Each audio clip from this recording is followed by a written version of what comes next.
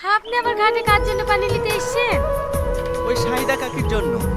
বয়স্ক মানুষ তো, জল নিয়ে যেতে খুব কষ্ট হয়, তাই আমি আসলাম। আপনি কত ভালো মানুষ, গ্রামের সব মানুষের উপকার করেন। তুমি ঠিকই বলেছ, টনি যে শহরের ছেলে এটা বোঝাই যায় না। আরে না না, মানুষ এই মানুষকে ভালোবাসবো, এটাই তো মানুষের ধর্ম। তোমার হয়ে যায়নি সালমা? চলো।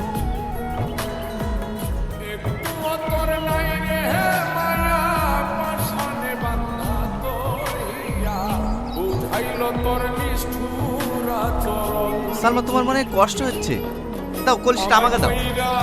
না না, আমার কষ্ট হচ্ছে না, আপনারই অভ্যাস নেই, আমাকে দিন, আমি নিয়ে যাচ্ছি। আরে না না, ঠিক আছে ঠিক আছে, চলো। আচ্ছা, এই গ্রামে আপনি আর কদিন থাকবেন? আর 4 দিনের মধ্যে চলে যাবো। 4 দিনের মধ্যে চলে যাবেন? আপনি যেভাবে গ্রামের মানুষের সাথে মিশে গিয়েছেন, আপনি চলে গেলে গ্রামের মানুষের সবার কষ্ট হবে। তাই বুঝি? শুধু গ্রামের লোকেরই কষ্ট হবে, তোমার কষ্ট হবে না বুঝি? হ্যাঁ, আমারও হবে। তাই নাকি? তাহলে এই গ্রামে বিয়ে করে থেকে যাই, তাহলে তোমার আর কষ্ট হবে না। কি? আপনিও না? আরে না না, মজা করলাম।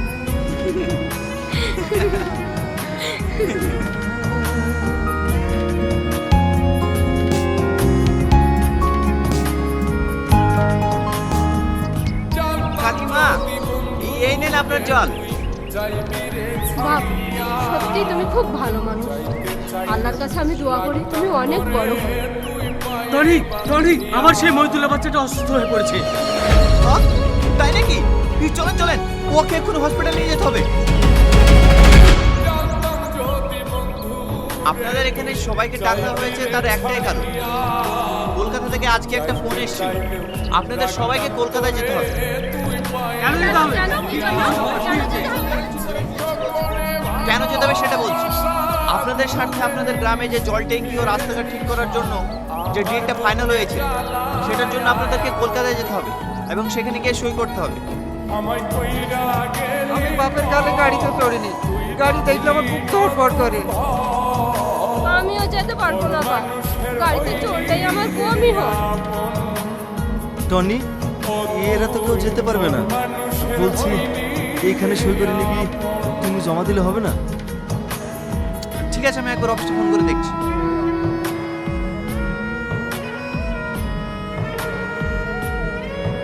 Hello sir. স্যার, এরা গ্রামের মানুষ তো, কলকাতায় যেতে পারবে না বলছে। বলছে স্যার সইটা এখানে করে নিলে হবে না।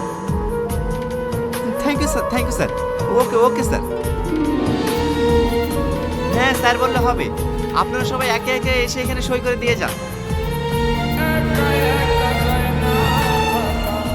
সই করলে কোনো অসুবিধা হবে না তো? এই, তোকে সই করতে বলছো, সই কর। আমি সই করতে পারবো না, আমি টিপ দিতে পারবো। কোনো অসুবিধা নেই, এইখানে টিপ দেন।